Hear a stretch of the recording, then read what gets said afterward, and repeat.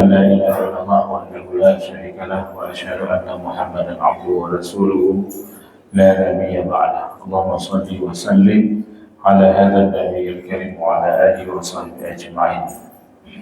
اللهم اشرح لي صدري ويسر لي أمري واحلل عقدة من لساني يفقهوا قولي.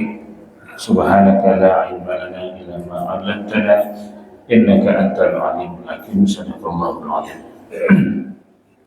Hadirin sidang jamaah salat maghrib dan isya, insyaallah yang insyaallah juga dimuliakan oleh Allah Subhanahu wa taala. Alhamdulillah, berbahagia sekali kita malam ini bisa lanjutkan kajian kita, dan insyaallah masih dalam bab kurban atau dikenal bahasa Arabnya al-udhiyah, Aidul Adha. Aidul Adha berarti adalah hari raya kurban. Hari raya kurban yang insya Allah nggak lama lagi, berkisar tanggal 27 Mei. Itu kalau nggak ada perubahan. 27 Mei atau nggak? Atau ada 26 Mei. Itulah karena nanti dilihat satu Zulhijjahnya nanti dilihat. Kalau kita beda, kalau beda berarti kita dua kali Arafah. Ada Arafah versi Muhammadiyah, ada Arafah versi apa? Aku tak boleh. Apa? NU. Atau pemerintah. Ya, pemerintah nanti kemana? NU atau ke Muhammadiyah? NU. Nanti makanya di Indonesia itu memang dua kali Arafah. Seandainya wukuf di Arafah di Indonesia, maka kita bisa badal haji dua kali. Karena dua kali Arafahnya. Tapi di Saudi hanya sekali Arafahnya, yaitu pada 9 Zulhijjah. Makanya badal nggak boleh banyak-banyak. Badal itu hanya boleh untuk satu orang, satu pelaksanaan. Jangan nanti badal diambil semua. Dari ibu-ibu di sini diambil, dari bapak-bapak di sini diambil, dari sana diambil semua. Tapi boleh diambil semua, nanti diberikan kepada orang lain. Nah, itu boleh. Yang jangan apa? 10 orang, 10-10-nya dikerjakan. Nawaitul hajjah asyrah nafaran. Sengaja saya berhaji untuk 10 orang. Kalikan saja 10 juta. 100 juta. Gimana rencana? Nah, makanya badal itu hanya untuk satu kali. Nah, hadirin sidang jamaah, jadi insya Allah kita lihat di kalender sajalah. Insya Allah itu hari raya haji. Kalau kita melihat kepada ketetapan di kalender itu tanggal 27 Mei, berarti hari Rabu. Insya Allah Rabu. Jadi Rabu, Kamis, Jumat, Sabtu. Itu Rabu, Kamis, Jumat, Sabtu, 4 hari kita berkesempatan untuk melakukan kurban. Maka oleh karena itu jangan sia-siakan, jangan lewatkan ibadah kurban dari mulai sekarang. Mulai sekarang dicicil satu hari misalnya berapa? 100.000. Dah sampai itu. Ya kan? Satu hari 100.000. Berapa kita harga kurban kita berapa? 28. Karena kita sudah lama kenal, nanti minta kuranglah 27,5. Kan sudah ada Pak Ketua kita sekarang. Pak Ketua kita ada di tengah-tengah kita, kan? Sudah kenal dengan ketua kurban kita tahun ini? Belum? Ada Bang Bahtiar di tengah-tengah kita. Jadi kalau ingin berutang aja sama beliau. Beliau punya duit tuh. Tapi pastikan bulan depan ada uangnya. Misalnya, bang, tolong talangin bentar. Ini saya gaji 15 belum keluar. Rupanya kok nyata kali duit gaji 15. Tolong talangin bentar. Jadi kapan keluar? Tahun depan keluar, bang. Tahun depan keluar. Nggak masalah, sampaikan sama beliau. Tahun depan kapan misalnya? Bulan Januari 2027. Boleh, bang? Beliau kan sekali gesek tu kalau 27, 28 kan. Itu. Tapi jangan jadikan saya sebagai tumbal langsung ke beliau nanti. Jangan. Tadi Ustaz Ofa bilang boleh tu, bang. Ini berarti benar. Langsung menghadap beliau nanti. Seandainya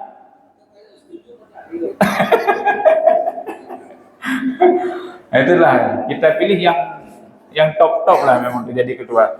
Intinya apa? Walau istata'a ayyastadin istadan.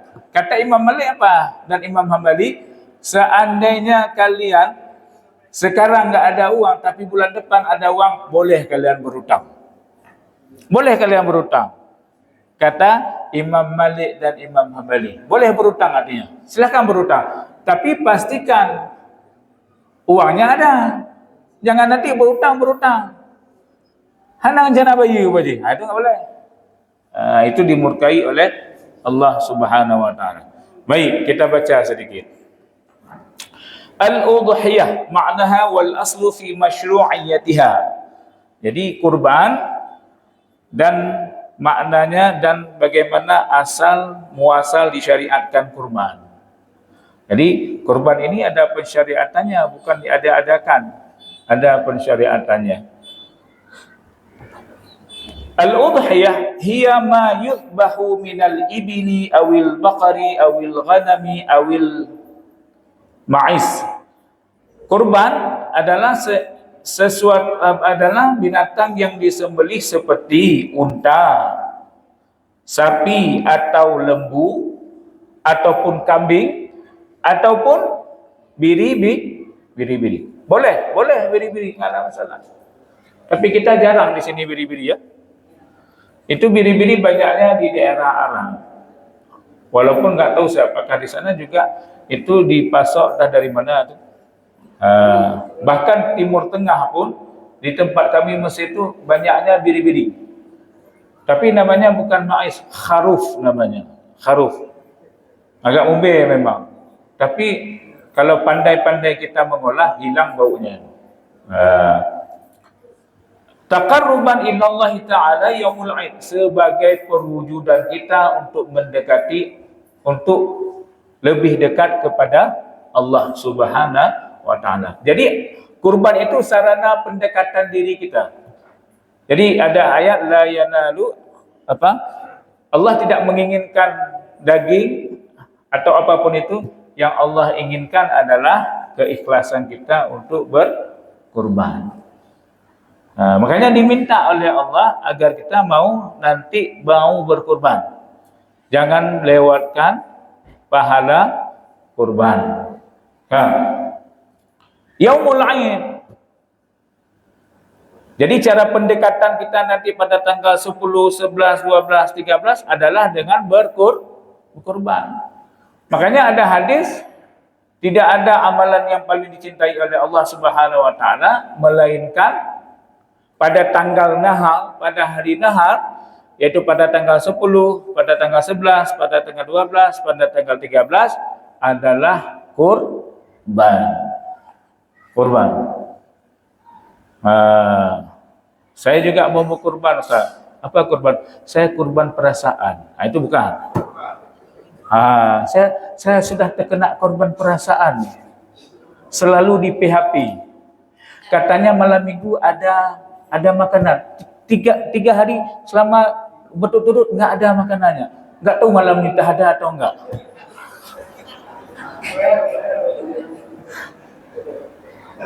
Saya tanya dulu ke belakang. Karena kami rindu juga. Ya kan Bapak-bapak kan? Itu urusan ibu-ibu. Kan? Jadi 3 minggu ini kita kena PHP. Tapi insyaAllah malam ni Cik mana? Agun ada malam ni? Agun? Ada? Ada malam ni? Tak bisa jawab. Mami ada, Mi? Ada. Hah? Saya nggak tahu ni apakah PHP atau bukan. Habis Isya. Oh ya, habis Isya. Karena malam ini kita adalah malam bersejuk haji. Jadi maka jangan pulang sampai Isya, sampai selesai Isya jangan pulang. Kalau pulang nggak dapat. InsyaAllah malam minggu depan baru kita makan sambil kita mengaji. Nah, jadi pendekatan kita pada hari raya Id adalah dengan cara berkurban. Walaupun nanti Bapak Ibu ingin sumbang nanti 1.500.000.000 ke masjid, ke mana, Allah masih mencintai orang yang berkurban pada hari 10, 11, 12, 13. Enggak banyak, 4 hari. Lewat tanggal 13 malamnya Bapak Ibu mau berkurban, bukan lagi kurban namanya. Bukan lagi kurban, tapi namanya sedekah. Kalau buat sedekah enggak masalah, boleh juga. Wal aslu fi masyru'iyatiha qauluhu azza wa jalla fasalli li rabbika wanhar. Dan asal muasal disyariatkan kurban adalah firman Allah Subhanahu wa taala, fasalli. Artinya fasalli, salatlah engkau kepada Tuhanmu, artinya pada salat Aidul Adha. Kemudian wanhar. Makanya enggak lama-lama Nabi selesai salat beliau pulang, kemudian beliau ganti baju, langsung menyembelih hewan kurban. Fa innal maqsuda bin nahri ala asahil alqwal nahwi ad-dhahaya. Jadi yang dimaksudkan wanhar di sini adalah kurban. Wa ma rawu al-Bukhari wa Muslim anna Nabiy sallallahu alaihi wasallam. Jadi ada hadis yang menerangkan bahwa Nabi sallallahu alaihi wasallam pernah berkorban dengan menyembelih 2 ekor kibas. An-nabiyya dhaha bi kabshaini amlahaini aqranaini. Nabi sallallahu alaihi wasallam berkorban dengan menyembelih 2 ekor kibas yang berwarna putih, amlahaini, yang berwarna putih dan bertanduk. Makanya hewan kurban itu sudah keluar tanduknya. Dia sudah menunjukkan dia 2 tahun. Makanya nanti ketika beli hewan kurban ini sudah mulai nih. Panitia sudah dibentuk semalam. Saya lebih senang menyebut relawan. Karena kenapa? Karena kita rela berkorban. Apa yang kita korbankan? Keringat kita. Makanya keringat nanti jangan ditumpal dengan upah. Maksud saya jangan ditumpal dengan upahnya diberikan hewan, jangan diberikan daging.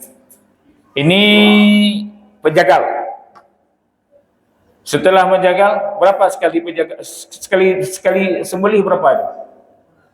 Kita berapa? 300.000. Berapa? Penduk 3 ekor. Al-Gojo berapa penduk 3 ekor? 50.000 50.000. 1 leher. 50.000. Nanti selesai dia sudah menyembelih, kasih dia 50.000. Kenapa? Jangan nanti dia, mana hak saya? Saya sudah menyembelih ni. Mana daging? Kan saya tukang penyembelih, kepalanya dulu saya. Nggak ada cerita. Tapi kalau dihadiahkan boleh? Boleh. Misalnya dihadiahkan daging 1 kilo, silakan. Apa beda hadiah dengan upah? Kalau hadiah dikasih boleh, enggak dikasih pun boleh. Kalau upah harus dikasih. Kalau upah enggak dikasih, misalnya enggak dikasih, Pak Din tolong sembelih ni. Upahnya Pak Din dah tahu enggak dikasih. Apa kata Pak Din? Hana ni jo, anyo gek no, nyo tikinnya kino taku kameng tapi taku ron jatuh. Ya, itu upah. Nya bet tempat tikan nyo melayang tikinnya bak takuran dah. Leh kamengnya, leh lemohnya iplung kena tu. Itu upah. Jadi kalau enggak diberikan apa? Dia sembelih leher nanti yang siku. Begitulah cerita. Itu upah dengan hadiah. Kalau hadiah dikasih enggak dikasih terserah. Dikasih alhamdulillah, enggak dikasih ya maka bayarlah upah. Berapa ongkosnya? 50, kasih 50. Berapa ekor? 50 ekor misalnya. Lumayan. 50 kali 5 berapa? 2.500.000. Hampir seharga satu binatang kurban. Ya. Jadi itu namanya upah. Nanti upah yang misalnya yang menguliti, ada upahnya sendiri. Nanti ada orang yang potong-potong, ada upahnya. Ada orang yang memecahkan tulang, ada upahnya. Kasih mereka upah. Kenapa? Jangan sampai nanti mereka menuntut. Jangan sampai nanti keluar ada bahasa nyodro kahe pulang ke habis ancur lu tak bet sampai tu kurang mah habis tu. Yang tanda je payah upah berapa kah? Kenapa? Ada upahnya masing-masing. Kan? Bukan diplungkenan. Jadi amlahai aqranaini yang Nabi SAW memotong 2 ekor kibas, menyembelih 2 ekor kibas yang berwarna putih. Jadi kurban Nabi ketika itu berwarna putih kambingnya, kibasnya warnanya putih. Apakah harus warna putih? Enggak. Jangan nanti dicari pula. Apalagi sapi, ada sapi warna putih? Ada ya? Kami dicari? Enggak. Itu hanya sebagai keterangannya saja. Aqrana ini, kemudian dia bertanduk. Kemudian zabhahuma biyadi. Nabi SAW memotong dengan sendiri. Beliau potong sendiri itu. Nabi potong sendiri. Kita potong sendiri atau kita upah. Kalau kambing siapa yang potong bang? Potong sendiri enggak? Tetap diongkoskan. Silakan. Tapi kalau ingin potong sendiri silakan potong, enggak masalah. Cuma kalau sapi saya ingin potong sendiri, 7 orang itu berunding dulu tu. Main potong lah, tahu yang menang punya engkau. Andai kata 7 orang itu mau menjadi pemotong semuanya misalnya. Kemudian Nabi SAW menyembelih dan kemudian Nabi SAW menyebut nama Allah. Wa samma wa kabbara. Jadi Nabi menyebut nama Allah dan bertakbir. Kemudian wa wada'a rijlahu ala sifahihima. Kemudian beliau meletakkan kakinya di atas di atas tengkok. Duduk. Diletakkan kakinya dan kemudian Nabi menyembelihnya dengan sendiri. Jadi kalau memang ingin praktek kayak Nabi, silahkan, boleh juga, tidak masalah. Silahkan potong sendiri, kemudian setelah itu bagi sendiri, boleh juga, tidak ada masalah. Cuma kadang-kadang kita kan sibuk. Tapi kalau kita kasihkan kepada relawan atau penitia nanti, kita hanya menunggu saja. Menunggu dan melihat ketika hendak dipotong nanti, hendak disembelih, kita lihat. Kenapa? Karena sunnah kita untuk melihat. Tapi ingat, datang untuk melihat, bukan datang yak kuda penitia. Yak kuda dek, bang, baik tu atalung petiak dia yang dekat-dekat punya. Yang ason pindah juga tu. Ya, dah pekat ah. Pandai nak dia lagi. Jadi kayak mana juga terima apa adanya. Penitia sudah menyetel. Hak kita sepertiga ni, berikan sepertiga. Silakan ambil sepertiga. Jadi jangan nanti pula ditanda-tanda yang asalnya, yang dah sogok saya, adik dicak kata tabah tumpuk. Kahek mana? Kita ini berkurban. Yang seharusnya merasakan itu adalah orang-orang yang kita berikan. Makanya jangan tanda-tanda lagi nanti ekornya untuk saya. Jangan ambil ekor tu potong, tutuk. Lidah mangat tak ada panggang, potong, tut. Apa lagi? Kulit, boleh juga. Kan ada yang ingin ini, ada yang ingin ini. Serahkan semua. Kalau ingin itu, sembelih sendiri bagi, silahkan. Ataupun nanti selesai hari nahar, potong itu daging kurban, makan sendirian. Tapi itulah kita. Menyekan urau kurban, cihana galak. Ya, kalau bukan hari kurban memang enggak suka. Di luar kurban enggak ada yang minta ekor. Di luar kurban enggak ada yang minta lidah. Tapi kalau memang yang kurban, cit mangar ke dia yang kurban. Wallahu a'lam. Itulah hawa nafsu. Kulit ke mana? Terserah kulit. Mau dipotong-potong juga boleh. Silakan ambil kulit. Bagi semua. Karena dalam mazhab Syafi'i tidak diperbolehkan untuk menjual. Mazhab Syafi'i tidak boleh jual. Yang boleh jual itu hanya mazhab Hanafi. Imam Hanafi boleh untuk jual kulit dengan syarat. Syaratnya apa? Setelah kita jual kulit itu kita berikan kepada orang fakir miskin. Bukan untuk saldo kas masjid. Bukan juga saldo untuk penitia tahun depan. Atau bukan juga operasional beli rokok, beli plastik, beli apapun, enggak ada. Enggak ada itu. Kulit hasil jual kulit berikan. Misalnya berapa? 1.500.000. Hasil kulit semua 1.500.000. Data, ada berapa kita fakir miskin di daerah kita? Oh sekian. Ada 15 orang, bagikan 100. Itu boleh. Jadi jangan dijadikan sebagai uang operasi. Di tempat saya kalau pengajian memang gitu. Kalau saya ceramah di sana, saya bilang di sini. Kalau saya ceramah di sini, saya bilang di sana. Di Abia ada satu masjid tempat kajian kami. Itu mereka sudah mengumpulkan. Bahkan diambil dari operasional untuk diberikan kepada orang fakir miskin. Mereka sudah mempersiapkan. Berapa data fakir miskin? 20 orang. Berapa cukup untuk beli bumbu? Untuk beli cabai? Untuk beli tomat? Oh 50.000. Jadi ketika diantarkan daging kurban, diberikan amplop. Dalam amplop itu ada 50.000. Kita bisa insya-Allah kalau mau. Bisa. Kenapa? Karena ada orang di antara kita, dia terima daging. Sebulan daging dengan dia. Enggak pernah diolah-olah. Kita tanya kenapa enggak diolah? Enggak ada minyak, enggak ada bumbu, enggak ada tomat. Macam enggak ada. Makanya ada juga sebagian karena sudah banyak kali hewan daging kurban, ya jual. Jual berapalah harga?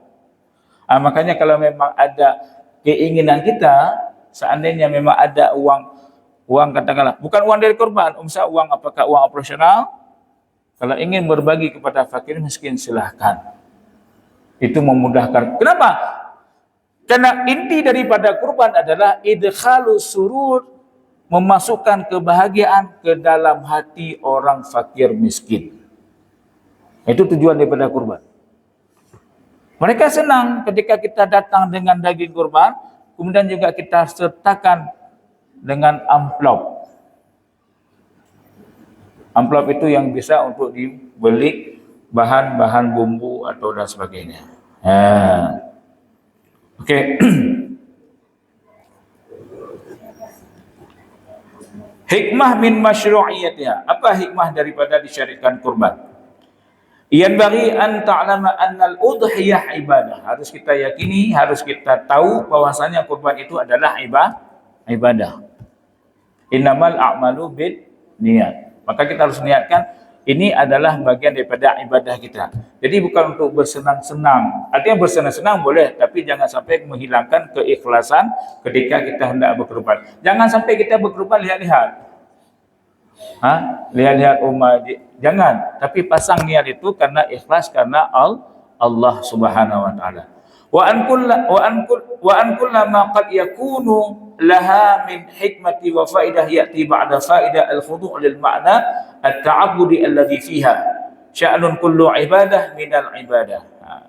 Walaupun faedah tujuan daripada walaupun hikmahnya itu memang adalah untuk khudu' itu ta'abbud. Ta'abbud itu apa? Pengabdian kita kepada Allah Subhanahu wa taala. Thumma in min abradil al-ma'ani as-samiyah al-muta'alliqah bil udhiyah ihya'u ma'na ad-dhahiyah al-'udma allati qama biha Ibrahim alaihi salatu wassalam. Namun hikmah yang paling agung di dalam kita berkorban adalah untuk menghidupkan syiar, yaitu ketika Nabi sallallahu alaihi wasallam, Nabi Ibrahim alaihissalam menyembelih anaknya Ismail. Jadi untuk mengingat kenangan bagaimana cerita Ibrahim alaihissalam ketika itu hendak menyembelih Nabi Ismail alaihissalam. Idza talallahu ta'ala bil amri bi dzabhin ibnihi qad thumma fadahu Allah bi dzabhin 'azim kana kabshan anzalahu Allah ilaihi wa amaru bi dzabhihi. Jadi ketika itu Allah Subhanahu wa taala ketika hendak menyuruh Nabi Ibrahim mengorbankan Ismail alaihi salam, kemudian Allah Subhanahu wa taala menggantikannya dengan seekor kibas yang besar. Itu dibalik hikmah daripada kita berkorban. Itu untuk mengingat kisah bagaimana Nabi Ibrahim alaihissalam ikhlas. Ibrahim ikhlas, Ismail ikhlas. Hajar apa Sarah? Siti Hajar pun ikhlas. Jadi maka nanti kita berkorban juga demikian. Suami ikhlas, istri ikhlas, anak pun ikhlas. Makanya itu hampir setiap ceramah, setiap khutbah Idul Adha selalu mengingatkan peristiwa bagaimana akhlaknya seorang Ismail, akhlaknya seorang ayah, dan akhlaknya seorang Hajar. Nanti lihatlah bagaimana nanti penyampaian yang disampaikan ketika khutbah Idul Adha. Baik. Kemudian Adhafu ila zalika ma fiha min al-muwassah lil fuqara'i al-mu'awwizina wa idkhalu surur 'alaihim wa 'alal ahli wal 'iyal yaumil 'aid. Jadi juga hikmah yang keduanya adalah yaitu untuk memberikan kebahagiaan, keluasan kepada orang fakir miskin. Karena ada apa? Ada sebagian orang-orang fakir, orang miskin enggak merasakan kurban. Enggak pernah merasakan daging sapi, ada yang enggak pernah merasakan daging kambing. Ada.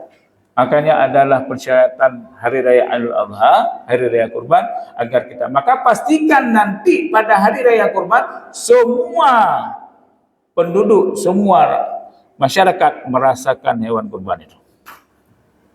Jadi baik teman tu, kita sudah pergi, rupanya ada satu tersisa rumah. Itulah makanya tujuan kenapa dibentukkan penitia, itulah dia.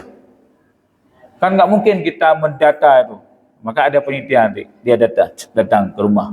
Ada berapa ini yang akan menerima daging kurban. Jadi enggak ada lagi nanti enggak ada orang yang tidak yang asap rumahnya. Kalau dulu asap rumahnya itu enggak ada.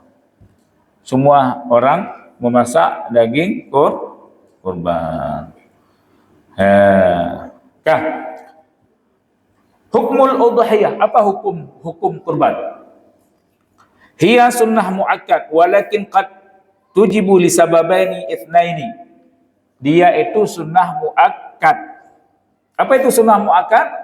Sunnah yang dianjurkan. Walaupun perbedaan pendapat dalam ulama, ada 4 mazhab. Imam Hanafi mengatakan wajib, Imam Malik, Imam Syafi'i, Imam Hambali mereka mengambil pendapat sunnah muakkad. Apa itu sunnah muakkadah? Sunnah yang dianjurkan. Tapi mereka sepakat, keempat mazhab ni sepakat. Apa sepakatnya? Wa yukrahu tarkuha lil qadir 'alaiha. Makruh seseorang apabila dia mampu untuk berkurban tapi dia tidak mau berkurban. Makruh. Makruh. Makanya kalau memang mampu berkurban, berkurbanlah. Kan syarat mampu sudah saya sampaikan minggu kemarin kan? Mampu. Kalau mampu dalam mazhab Hanafi sudah memiliki harta 200 dirham. 200 dirham berapa? 200 dirham sama dengan berapa? Sama dengan 595 kalau nggak salah perak. Jadi makanya mazhab Hanafi itu hampir semua rata-rata mereka berkurban. Di Mesir berkurban, rata-rata semua berkurban. Di Timur Tengah rata-rata berkurban. Kenapa? Karena ternyata mereka itu berpegang kepada mazhab Hanafi. Kalau kita, kalau ada Hanafi pindah ke Syafi'i. Kalau kita minta, nah lagi kan, kan? InsyaAllah.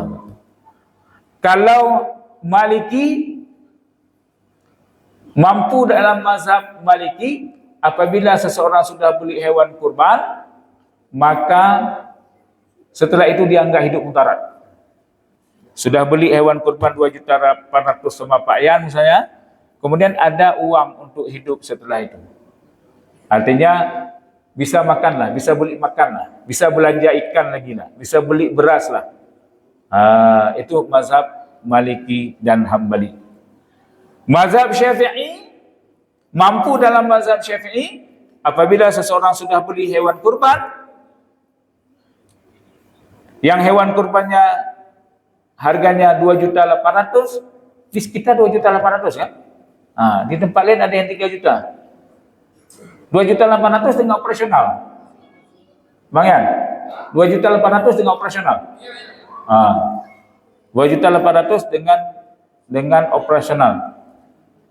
Sudah beli, sudah kasih, sudah TS 2.800.000, kemudian bisa hidup pada tanggal 10, artinya bisa hidup, bisa makan pada tanggal 10, 11, 12, 13.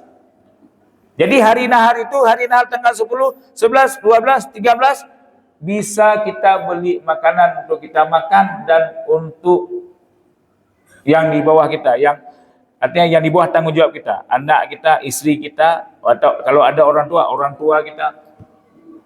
10 bisa makan, 11 bisa makan, 12 bisa makan, 13 bisa makan. Maka itu sudah dihitung mampu. Sudah kita beli hewan kurban, ada uang di ATM sekitar 500.000 misalnya. Di dalam ATM 500.000 itu yang bisa mencukupi kita untuk hidup pada tanggal 10, 11, 12, 13. Maka itu sudah dihitung mampu. Kira-kira yang hadir di sini mampu enggak? Tak, agak tengam. Mana mampu tak? Iban. Ni yang duduk ini kalian berkorban dulu. Iban. Ibu-ibu berkorban semua. Udah daftar atau udah kurban? Udah daftar kan? Maka jadikan patokan. Kalau ingin katakan nggak mampu, jadikan patokan ini. Misalnya ingin katakan saya nggak mampu, jadikan patokan itu tadi. Kira-kira setelah beli hewan kurban masih bisa makan nggak? Kalau masih bisa makan, masih bisa beli nasi ayam penyet misalnya, berarti mampu. Mampu berarti silakan setelah kurban. Itu nggak tahu gimana? Kita takkan tahu mata pengajian, takkan tahu judul. Karena nasi ada satu masjid ketika pas ngaji kurban keras gini, akhirnya saya nggak dipanggil lagi. Ya, Ustaz, ini kita stop dulu pengajiannya. Jangan lagi, Ustaz. Kenapa? Saya cari kenapa?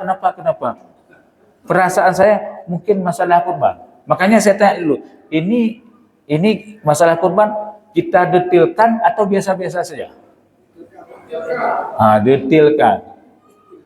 Jangan nanti pas detik-detik minggu depan, Ustaz kita stop dulu pengajian.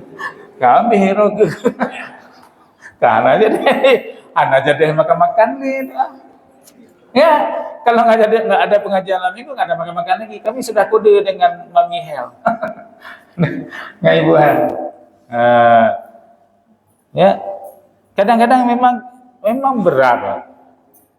Makanya saya sering katakan, kenapa orang jauh daripada kurban? Kenapa orang, ada sebagian, ketika Bang Yan ngomong masalah kurban, ada orang keluar terus. Bang Yan mengumumkan itu mengingatkan kita, alhamdulillah hari ini kita sudah 17, sudah 18, 19, mudah-mudahan masih ada. Ada orang berpaling tubik juga deh. Alah, udah dengar kan?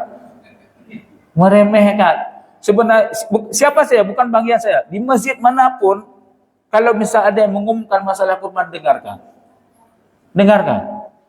Kenapa? Agar terpancing kita untuk berkurban. Tapi kenapa orang meremehkan kurban? Kata Allah Subhanahu wa taala, kalla bal tuhibbunal ajilah. Itu rupanya. Apa maknanya? Kalla, janganlah sekali-sekali bal tuhibbunal ajilah. Kenapa orang lari daripada berkurban? Bal tuhibbunal ajilah. Mereka itu, manusia itu ingin pahalanya instan. Kalau bisa hari ini berkurban, besok langsung dapat pahalanya. Artinya apa? Hari ini ingin masukkan ke celeng masjid dengan harapan nanti pulang ke rumah sudah ada hasil yang kita sumbangkan. Tumbang teribe pakan karena Ustaz pegang masadul ladhi orang yang juk sedekah teribe maka pahalanya 700.000. Kalau bisa pas sudah masukkan celeng pulang ke rumah sudah ada uang yang diantarkan untuk kita 700.000. Itulah kalla bal tuhibbunal ajla. Artinya ingin instan. Kalau bisa pahalanya itu langsung nampak. Makanya kalau pahala langsung nampak, kita cepat itu ingin beribadah. Misalnya pahala langsung nampak. Cepat-cepatlah kita beribadah. Wa tazarunal akhirah. Sehingga dia meremehkan untuk kepentingan akhirat. Padahal yang paling penting itu adalah akhirat. Kita menginginkan sebenarnya hakikatnya semua kegiatan ibadah-ibadah kita itu yang paling penting adalah balasan nanti di akhirat. Dunia enggak perlu. Di akhirat nanti enggak perlu. Cobalah kalau bangsa bapak berkurban tiap tahun nanti akan datang itu semua binatang kita kurbankan datang. Misalnya umur kita 70 tahun, mulai kurban kita 30 tahun. 30 ke 40 ada berapa? 40. Ada 40 ekor kurban nanti menghadap Allah. Kalau ini yang kurbannya tiap tahun. Tiap tahun. Sekarang enggak nampak. Nanti nampak. Siapa yang mengatakan ini? Hadis Rasulullah sallallahu alaihi wasallam. Fa innaha la ta'ti yaumal qiyamah bi quruniha wa asy'ari wa adlatiha. Nanti akan datang hewan kurban untuk memberikan syafaat kepada kita. Hadisnya sahih. Nanti nampak. Makanya kadang-kadang sekarang enggak nampak. Kaji ketika bang yang bedah, lebih bedah baca nyanyian lebih. Padahal itu penting untuk mengingatkan kita. Ini Bapak Ibu dilakukan oleh Allah Subhanahu wa taala. Insyaallah kita lanjutkan minggu depan. Karena waktu sudah berbunyi. Mohon maaf atas segala kekurangan. Hadanallahu bikum ajma'in. Assalamualaikum warahmatullahi wabarakatuh.